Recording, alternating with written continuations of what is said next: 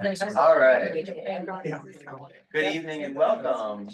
Thank you. Sorry for the last minute adjustments, but hopefully everyone can see and hear. This is largely gonna be discussion, so I'm gonna try to get out of the way after I do my initial talk, and then we can all, hopefully you can see and hear one another as we chat. So let me explain the reason why we're what we're talking about and the reason for it. Why are you here? That's right. And then we'll get right to it, but let's begin with prayer. Heavenly Father, we give you thanks for this beautiful night. We thank you for the beauty of music and for full bellies and for all the opportunities and blessings you've given to us. We pray that you would help us to be filled with gratitude for your many blessings and be with us tonight as we think about ways in which we can interact with friends, family, and loved ones using good models and bad models as experiences and lessons to learn from Scripture. These things we pray in Jesus' name. Amen. Amen. All right. So if you've been paying attention, I know a lot of people are coming in from different areas. Maybe this is your first week back from coming from up north. But if you've been paying attention to announcements here, we have a speaker coming in a couple weeks on January 23rd, John Unazu, who is the author of this book. I have a few copies on the table over there. He's the author of several books actually, but this is his latest book, Learning to Disagree. And he is going to come to give a talk, Learning to Disagree in Fractured Times or something along those lines. John Unazu is a law professor at WashU. He's been a vocal advocate of pluralism and getting a Christian voice out in secular academia. So he's been involved in a lot of interesting organizations and projects. He wrote a book that we did a study on a couple of years ago called Confident Pluralism, which is a little bit more sort of systematic in his treatment. He goes through a lot of the main concepts and ideas. The idea behind this book, Learning to Disagree, was a little bit more unique. He said, I'm a law professor, so why don't I give you a little taste of what it's like to be a law professor? I'll go through the year from August to May, and each month focus on one example, one incident, one lesson learned, and the reflections and meditations that he works through in order to learn how we might engage with one another, not just people preparing for law careers, but how all of us might engage better with people with whom we disagree. So there are people in this world who are never going to go to law school, but you can still learn lessons from a lot of the lessons learned in law.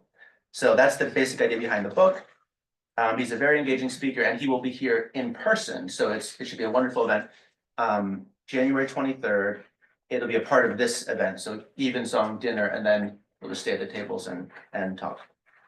We've had several formation opportunities this year that have been sort of on similar themes or drawing out similar topics.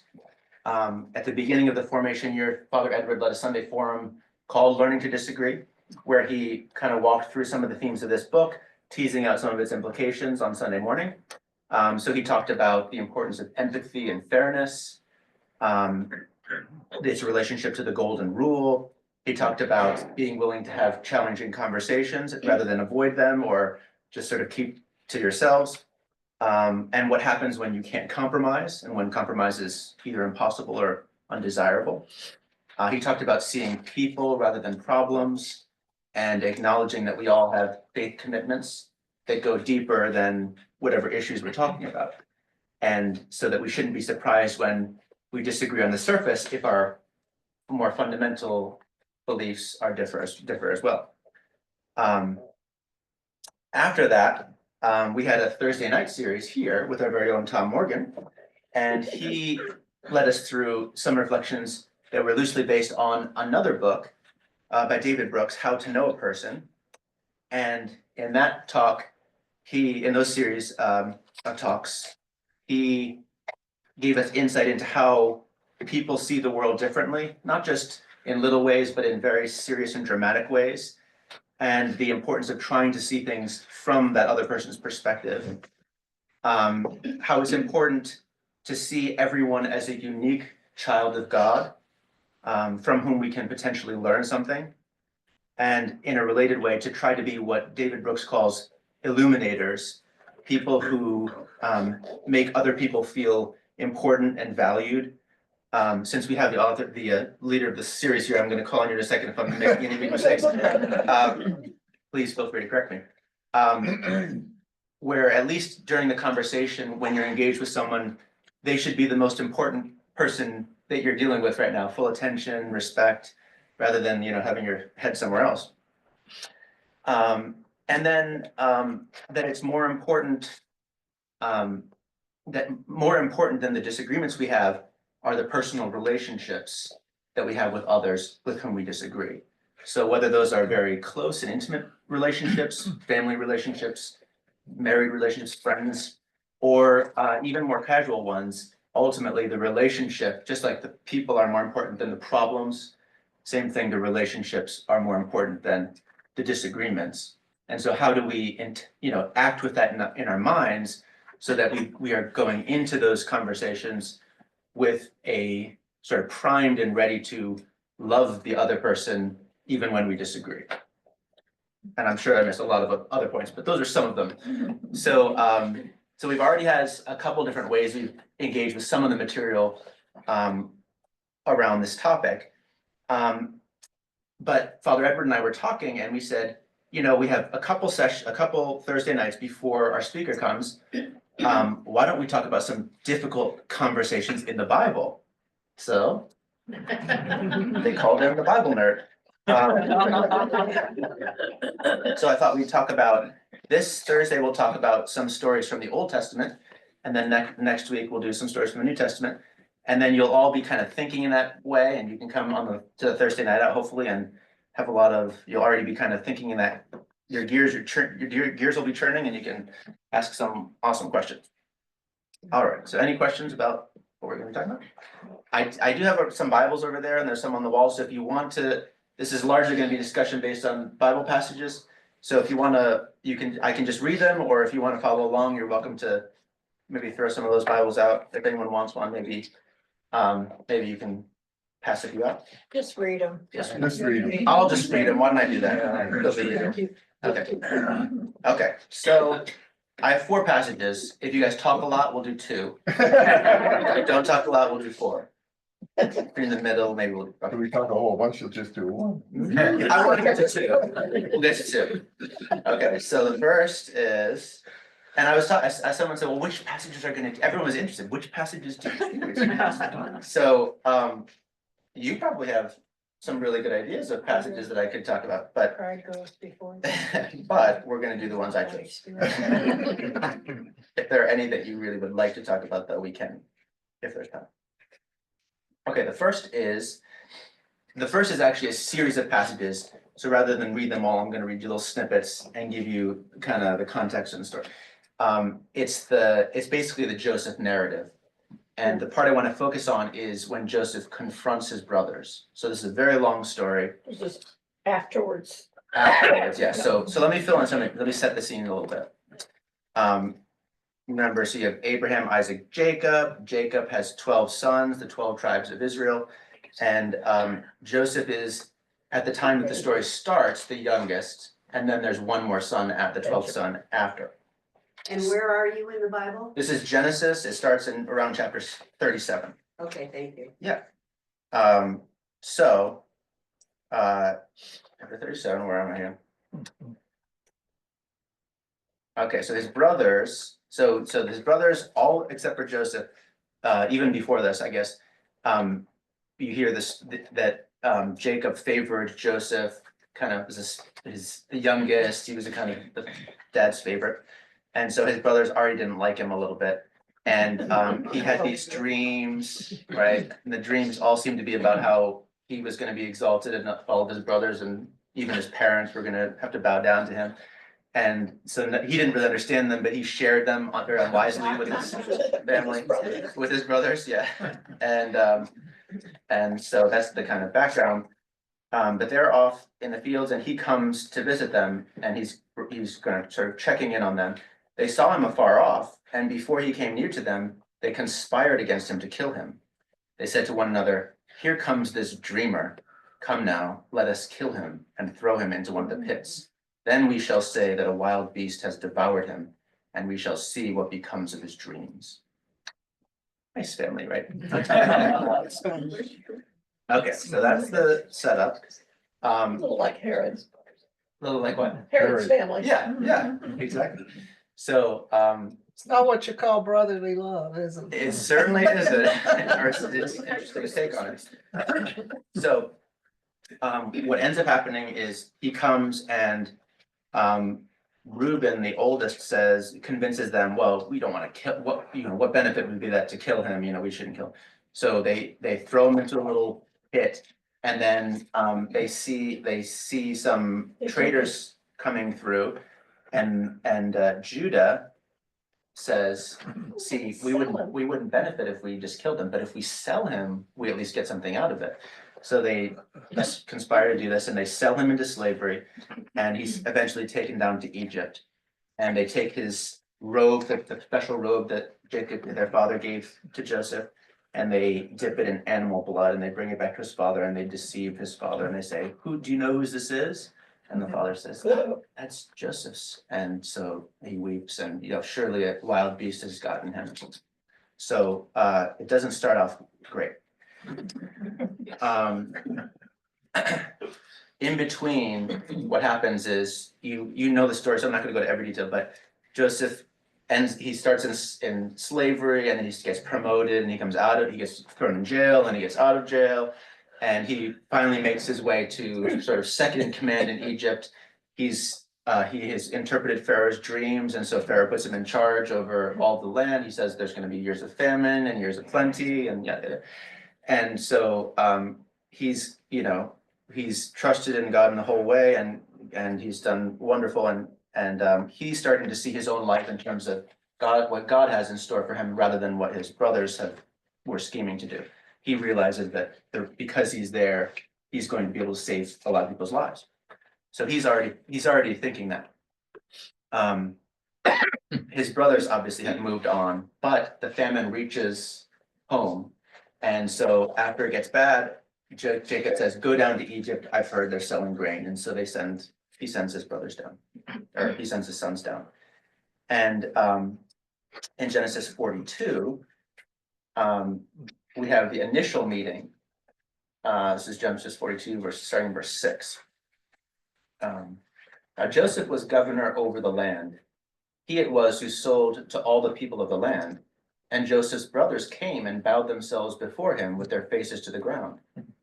Joseph saw his brothers and knew them, but he treated them like strangers and spoke roughly to them. "Where do you come from?" he said. They said, "From the land of Canaan to buy food." Thus Joseph knew his brothers, but they did not know him.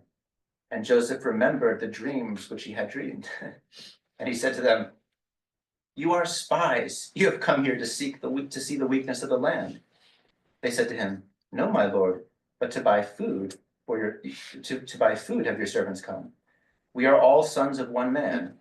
We are honest men. Your servants are not spies." I love, even just when you read it a little bit out of, when someone retells a story, you don't have all the chapters in between, and so you realize just how, that what they're actually saying. We're honest. We're it's to the person that They sold into slavery yet. he said to them, "No, it is the weakness of the land that you have come to see." And they said, "We are your servants. We are 12 brothers, the son of one man in the land of Canaan. And behold, the youngest is this day with our father." That's Benjamin. "And one is no more." That's Joseph. But Joseph said to them, "It is as I said to you, you are spies. By this you shall be tested. By the life of Pharaoh, you shall not go from this place unless your youngest brother comes here." So this is also Joseph's closest brother, because Jacob had, several wives, several, children through different women. And so this is his mom's son,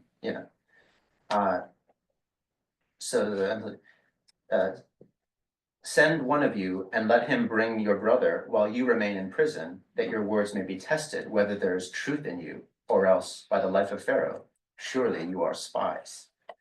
And he put them all together in prison for 3 days. On the third day, he said, do this and you shall live, for I fear God. If you are honest men, let one of your brothers remain confined in prison. Send the rest back to carry grain for the famine for your households, and bring your youngest brother to me, so that your words may be verified. So you get the idea. So instead of them all staying and one going, he sends them all back except for one. Okay. So, he's, so that's how. Then he flings the trap. They come back, they run out of grain, they get back and they say, we had to leave one of our brothers in Egypt, and he won't let him leave until we can bring Benjamin back. And Jacob says, I'm not getting rid of Benjamin. Benjamin is my youngest son. I've already lost Joseph. If I lose him, I'll die, So they stay and they wait as long as they can. Eventually the famine continues and they run out of grain again. So he says, we'll go back. They say, we can't go back. He's gonna say, we're spies, we have to bring your own. So they end up going down and bringing Benjamin with them. And that's when Joseph sets the trap.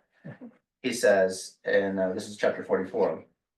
Then Joseph, so they come and ask for grain. Then he commanded the steward of his house, fill the men's sacks with food, as much as they can carry, and put each man's money into the mouth of his sack, and put my cup, the silver cup, in the mouth of the sack of the youngest, with his money for the grain.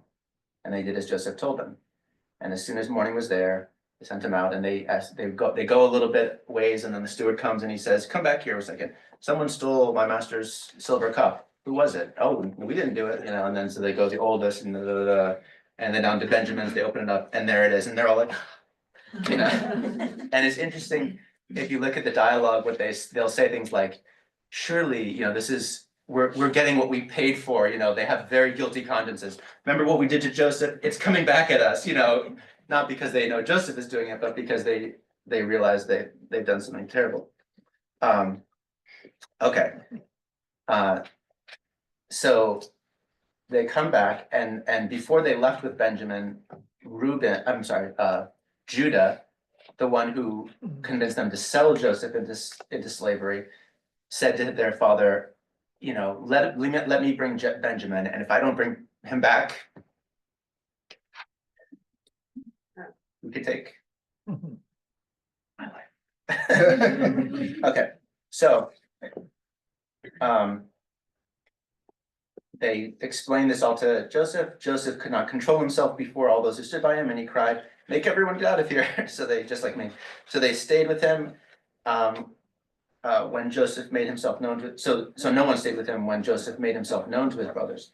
And he wept aloud so that the Egyptians heard it, and the household of Pharaoh heard it. And Joseph said to his brothers, I am Joseph. Is my father still alive? But his brothers could not answer him, for they were dismayed at his presence. So Joseph said to his brothers, come near to me, I pray. And they came near, and he said, I am your brother, Joseph, whom you sold into Egypt. And now do not be distressed or angry with yourselves, because you sold me here, for God sent me before you to preserve life. For the famine has been in the land these 2 years, and there are yet 5 years in which there will be neither plowing nor harvest. And God sent me before you to preserve for you a remnant on earth, and to keep alive for you many survivors. So it was not you who sent me here, but God. And he has made me a father to Pharaoh, and lord over all his house, and ruler over all the land of Egypt. Make haste and go up to your father, etc. You have this beautiful reunion.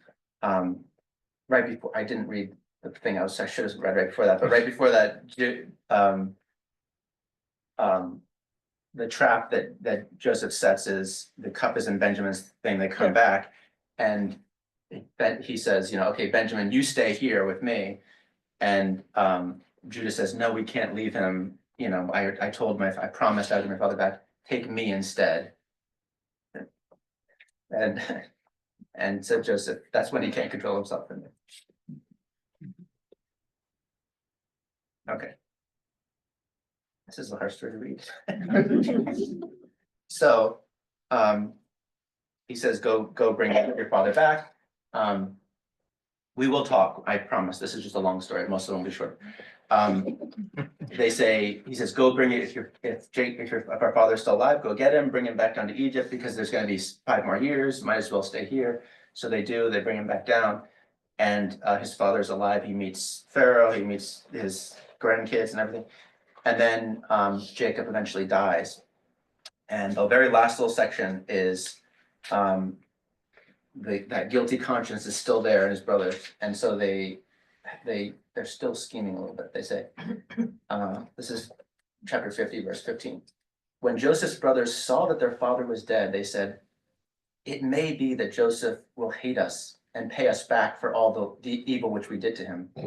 So they sent a message to Joseph saying, "Your father gave this command before he died.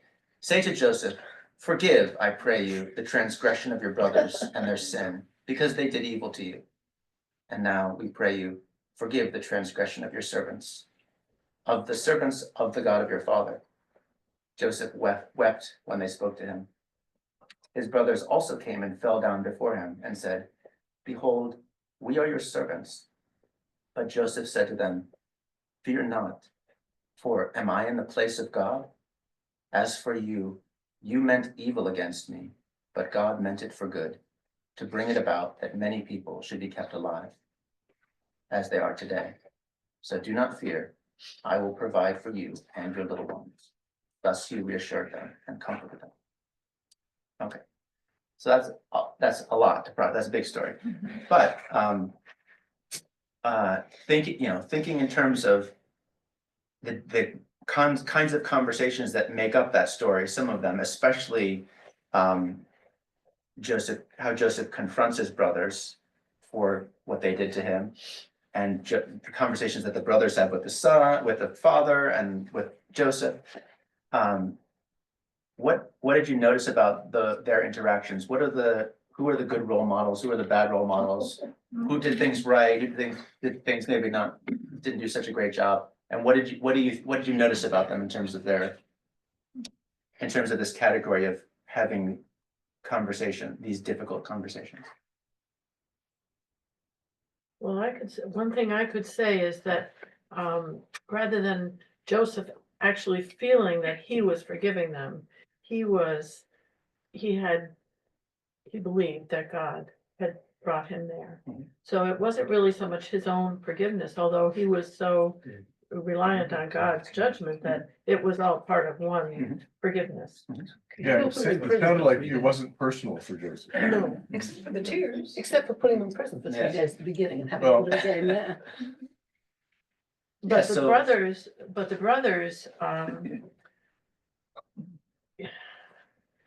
I don't know, I guess they really didn't change much, so they were forgiven, Mhm. but it didn't really, it's like they didn't learn from it.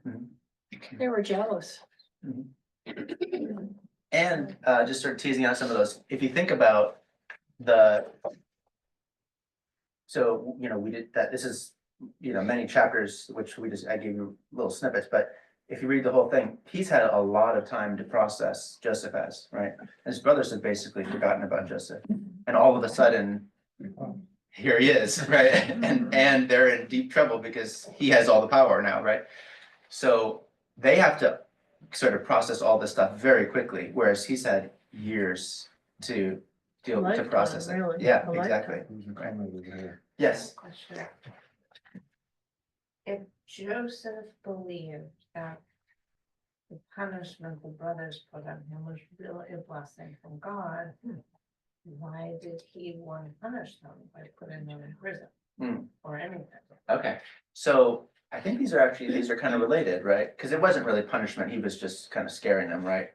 Oh, come on. So they don't know that, but so what do you think was behind his tactics? I called it a trap, he's laying the trap and stuff. But rather than, he could have just said right from the very beginning, "I'm your brother," right? Now look at how the tables have turned, right? What do you think's behind his pretending to not know them, putting them in a sort of dangerous situation, you're spies, and then they have to kind of prove it, and what do you? Wanted to test their honesty, I think that's it. Yeah, I think David said wanted to test their honesty. That certainly shows up as the story progresses, right? Because he's, on the one hand, they think since they don't recognize him, they think that he wants to know if they're being honest about, do they have another brother, you know, that kind of honesty. But there's another level of honesty that he's working on, David, which you're picking up, which is, are you going to be honest with me? And what I didn't read, but what is another kind of funny layer here is that Joseph obviously speaks their language, but he's working through a translator. So they don't know he can hear what they say. So he, you know, they'll say things like, surely God is getting us back for all these things we did, you know, and he can, you know, the translator's not translating it, but he knows what they're saying. So he's kind of, you know, he has all the cards, you know, he can, but yeah, I think there's a sense Some satisfaction. that, Yeah. that he, Well, I think there's one aspect of this, if you take it, if you try to think of it as what's the conversation that's happening? Mhm. And what you were alluding to before was if you can sit in someone else's shoes, stand in someone else's shoes, or have that empathy. But in this case, it doesn't really seem like there's empathy from the brothers, and they don't even recognize him. So Mhm. there's something critical missing. Yeah. In this conversation. right, They don't really understand each other because they don't recognize their own brother. right, But the odds of their recognizing a brother, let's say the brother was 10, 12 years old when he was sold, and now he's 25. right. What are the Wouldn't there be odds something in the in another mannerism? language? I mean, what are There's the a lot odds of of them, you know, recognizing so- them? Pretty small. Yeah. You're not thinking of Put it. your glasses nowadays, huh? Yeah. So, but you raise a good point, which is because there's a kind of mysterious factor here, they don't know what they're talking to. There's all sorts of like, you know, honesty, dishonesty, duplicity, there's things going on there that who knows which parts of the story and, you know. I think it's interesting to sort of think about what would have happened if he had played these cards differently, if he had recognized them and just said, I'm Joseph, I'm your brother, you know. What do you think their response would have been in that situation? Can you imagine being in that situation? Heaping coals of fire on the head? Maybe he didn't know how he would, you know, how to respond in that situation. But you're right, I think it adds a level of, it's one thing where where both parties know who they're talking to. And they know the relationship they have and they can value one another on those terms. But we can have that we should have that same kind of, you know, valuation of everyone that we engage with, whether they're family or not. Kevin, did you have? Joseph knew he knew who they were and he knew why they were there. Mhm. Because there had been a famine in the land for years. He had been advising the government in Egypt to store up food. So that it wasn't a secret to anybody that they were there to save their lives for food. So we have one person who's got all the data, and it's only one. Mhm. And it's unlike many of our conversations where each of us have a little bit of data maybe that the other doesn't have. Mhm. We've got one guy who's got it all. And it's when you think about, we've used the term forgiveness. One of the definitions of forgiveness is that you decide mentally, it's not an emotional thing, you decide mentally not to reciprocate for a wrong done to you. Mhm. All right, they had done a terrible wrong to him, incredibly wrong. Mhm. So they didn't kill him, they threw him in the well and they sold him into slavery. So now suddenly he's got the wrongdoers right in front of him. He doesn't say, I forgive you and I love you. Mhm. He thinks to himself, what You're gonna can have a I little fun here. kind of do that's gonna make them uncomfortable? So when I think of the conversation going back and forth, I don't know how comparable it is to many of our conversations here. And he's, up until this point, he's been a proud, obnoxious kid who got sold into slavery. Not good, he didn't deserve that. Now we've got a different thing. He's trying to be very clever. Mhm. And how can I get him and how can I get the rest of what they know? Right. So I wonder. go I'm sorry, ahead, did you- he's not altogether Yeah. the hero. Right, right, yeah, I think it's important to acknowledge that Yeah. when, just in biblical narratives in general, we're coming across heroes of the Bible or whatever, but have lots of wars, right? He's looking for revenge. He may be, yeah, he may be. He also, just to throw, back and forth, just as, he does know a lot, but there is something he doesn't know, which is, he doesn't know his brothers, right? I mean, he hasn't seen them He in, doesn't know the youngest either. well, that's true, but he doesn't know, are they the same? Have they changed? He doesn't know, have they been feeling guilty this whole time? Or have they, completely forgotten about, So he could say, I'm Joseph, and then what did they say immediately? Oh, we're so sorry, we did it, But if he wants to find out, that's one way to, yeah, And he gives them a chance. and he does, By going through all this song and dance, he gives them a chance to grow. right? Yeah. Well, isn't that possible? We should just read it at face value. Maybe he really did use the words he meant truthfully. He was accusing them of being spies because he recognized them and knew them to be like evil-doing people. Uh-huh. And maybe he really did think they were just coming to find the weakness in his, Yeah. area, his kingdom, because he didn't trust them. Right. And he had reason to not trust them because they were not trustworthy people. It's true, yeah, there's double meanings on a lot, I was yeah. just, is there any chance that he was testing them to see if they would acknowledge that, of course, there's this youngest brother, but there was another younger brother that was sold into slavery. Right. Is there any chance that he was trying to just see how forthcoming they might be or may not be? Yeah, It's just, yeah, I think that's absolutely right. And then again, as the story progresses, we can move on to another story, but as the story progresses, putting them in a situation where it's a parallel situation to what his original situation, right, where they have to decide what to do with this. And are they gonna do the same thing with Benjamin that they did to him? Right. And significantly, it's the brother, Yeah, he wanted to make sure they were redeemed, like he knew them from before, he hadn't forgotten. Yeah. And he was wanting to see if they had changed. or give them an opportunity to Yeah. learn from their mistakes and make a better choice, John. I approach this on a really quite different level. Most of the Genesis stories are allegories. And as a consequence, I tend to think to myself, well, what are we really talking about here? And I think what we're talking about is the fact that for almost 1,000 years, the nomads of the Israeli desert relied on Egypt for food during the periodic famines that occurred in Israel, because those famines didn't occur in Egypt thanks to the Nile. And so we look at this as Joseph is Egypt and the brothers are Israel. And if we look at the way Joseph and his brothers interacted, I see this as being a lesson for how nations ought to react with one another.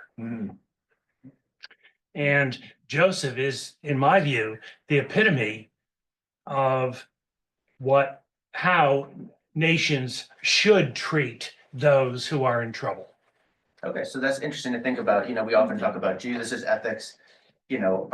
Which level are they operating on? Is this interpersonal? Does this apply for larger groups and things? So we're obviously focusing on individual conversations for the most part, but it's interesting to think about how do these relationships work on a larger scale as well, between groups as well as between individuals.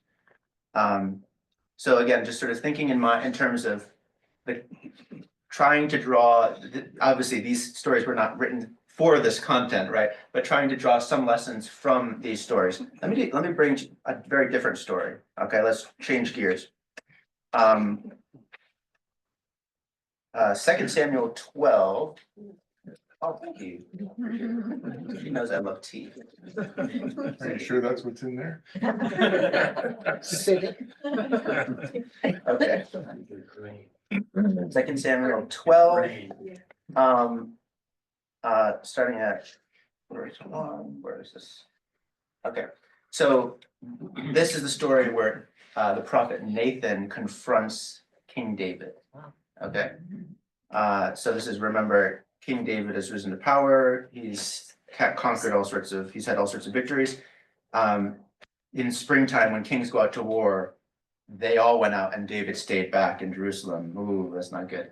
So he's staying there and he sees one of his fighting men's wives, Bathsheba, on a roof, and he commits adultery with her, and then she gets pregnant, and so he tries to cover it up, and he sends word to his, at first he tries to get Uriah to come home and sleep with his wife so that he won't know, but the Uriah the Hittite, this is a commentary too, Uriah the Hittite behaves upright. He says, no, while my comrades are out there fighting, I'm not going to, have any kind of marital relations. So he sleeps outside his house the whole time he's there. So King David is like, oh, what am I gonna do now? So he sends him back with a note, his own death warrant, a note to Joab, the commander, and he Put it in the says, front line. put him in the front, send him in where the battle is the most dangerous, and then pull all the troops back. So he dies. And so he does that, and word comes back, and that it's accomplished. And then this is where our passage picks up. The Lord sent Nathan to David. He came to him and said to him, there were two men in a certain city, the one rich, the other poor. The rich man had very many flocks and herds, but the poor man had nothing but one little ewe lamb, which he had bought. And he bought it, and he brought it up and grew up with it, with him and with his children. It used to eat of his morsel and drink from his cup and lie in his bosom. It was like a daughter to him. Now there came a traveler to the rich man, and he was unwilling to take one of his own flock or herd to prepare for the wayfarer who had come to him. But he took the poor man's lamb and prepared it for the man who had come to him. Then David's anger was greatly kindled against the man, and he said to David, as the Lord lives, the man who has done this deserves to die. And he shall restore the lamb fourfold because he did this thing, and because he had no pity. Nathan said to David, you are the man.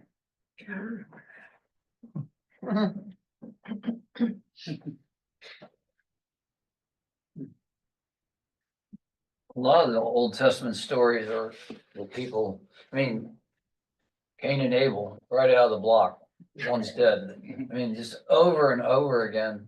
It's almost like you can't trust the people, so you better just trust God. Except Yes. God kills the baby. So I wouldn't trust God either.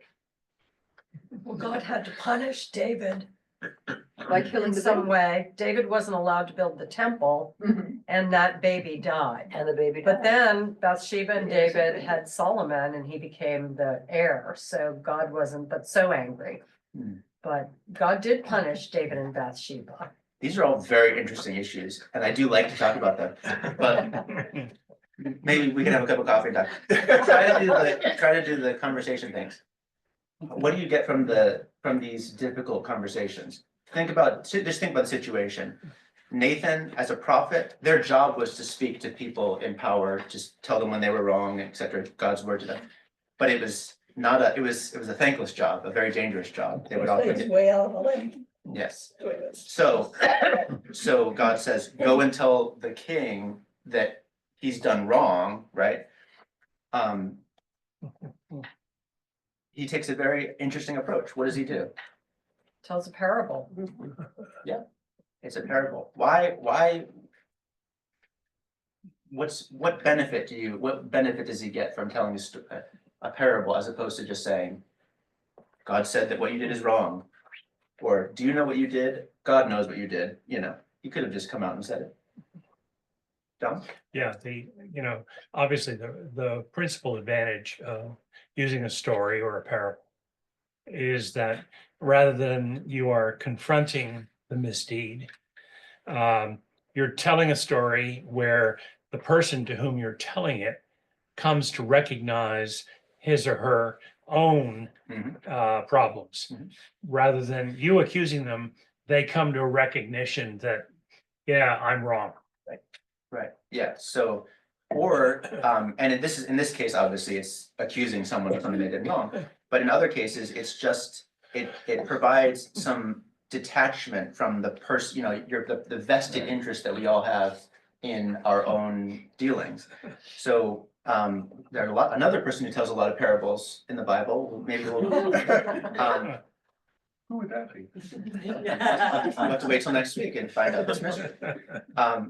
But one of the benefits is as soon as, if a lot of people, as soon as you say, we're gonna talk about money today, all of a sudden defenses come up or whatever, right? I forgot I have something to do. I'm gonna, or we're gonna talk about politics, or we're gonna talk about whatever it is, or have you, whatever, you ask something personal about someone and immediately the defenses go up and it's, they're no longer in conversation mode, open to sort of thinking about it in a relatively dispassionate way. But if I tell you a story, I do this at the beginning of the men's Bible study too. And I think a lot of people do. It's a way of kind of creating a sense of openness to everything that comes after. The stories have nothing to do with what we're talking about, but they create that sort of sense, that atmosphere. So when you tell a story like that, like in David's case, he was completely lost in the story. He was, tell me more. It was like the kid on the rug, right? Oh yeah, what happens next? And he just couldn't control his reaction. He was, he knew, and David knew this, that he would make the right judgment. Deep down, he knows what's right and wrong. And he knew he would make the right judgment if it wasn't in his own case, right? So this is one way to think about this in terms of the categories of conversation is in terms of, Nathan was setting up a situation where David could empathize with Nathan in terms of his role, but also in terms of, Uriah, Bathsheba, or in terms of just see his own situation from a different perspective. That's very difficult to do, but, for me, it's helpful to think about not just like, well, isn't this a wonderful thing that the prophet Nathan did in this one situation?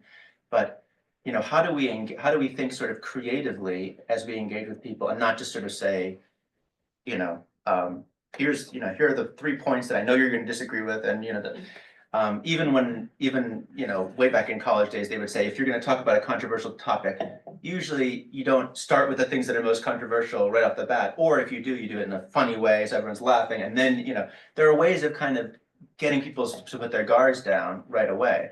And so, but often we don't do that. We just come in and say things straightforwardly and boldly without, how do we engage in conversations ourselves? How do we think more creatively about how we can have more meaningful and constructive conversations? How do we get to the point where John and I can talk about something that maybe we don't agree with on the surface, but we can maybe start talking over here on this kind of conversation, and then when we get over here, I say, oh, actually, I see what you're saying. I agree with you. It takes a lot more forethought, a lot more creativity and imagination, but it's so successful in terms of its ability to get behind defenses and to make really meaningful conversation possible. What happens with David is a So good you're example. saying that assertive communication is more fruitful. Say it again? What kind of? Assertive communication, I statements saying, this is how I feel because you can't tell me how I feel, only I know how I feel. Yeah, in certain contexts for sure. But when we have a vested interest, as we often do on the issues that matter most to us, in what is true and false about this, right, in matters of morals and things like that, we often have to we have to detach it from our own circumstances, our own situation, if we want to judge the way we would if I were judging the case of someone else as opposed to myself. And that's not always easy to do in our own case, but when we have conversations with others, we can create an environment where we can both kind of see a problem from outside of our own perspective, sort of empathize, empathy is a kind of analogy to what we're talking about, but see a situation from, that's not so personal, and then only after we've kind of thought about it for a while, then apply it in our own life, in our own situation. I don't know what that looks like regularly in a normal everyday basis, but I think the first step is to accurately define what the issue is. And then frame the discussion around the issue that doesn't involve you personally or the other person. yeah, that's one way to think about it. Yep. I mean, how you began this whole presentation tonight about the man who wrote the book and the law and, sometimes even on TV, if you watch a movie or if you watch those real life TV shows, sometimes easy from your couch to judge all these people, but sometimes you forget, you don't really know the context of what people's lives and how complicated things are, and it's hard to judge when it's you involved with things, and you, but you don't always know. But then when you see things told in a story, you do know, most of us, I think, know right from wrong in a big sense of things, and I don't know, I might be the only one who's not a perfect person, but I think that's why he uses the parable, so we can identify like how obvious it is. There's something to be wrong, but we shouldn't necessarily be so harsh to judge. Right. Cause it could be you. It could be, yeah. You are often the man, and that's actually one of the things that hopefully you get out of our Sunday services, or any services for that matter, when you come and you hear these stories being told that are not about you directly, but they're all about you, So as you're hearing them, on the one hand, they're stories about other people and other events and other places, but if you allow them to kind of get deep inside of you, all of a sudden you'll see areas of your own life that either don't live up to the high calling that we have, or that are called to account for some of the things that we hear. So just one way that shows up, not in terms of these conversations, but in a regular activity that I know a lot of you are involved in. Any last comments or questions? I'm a little over already, so I apologize for that. All right, next week, we're gonna talk about a couple passages in the New Testament, and then hopefully have a really interesting and stimulating conversation with Dr. Immersi 2 weeks from today. Have a wonderful day. Thank you.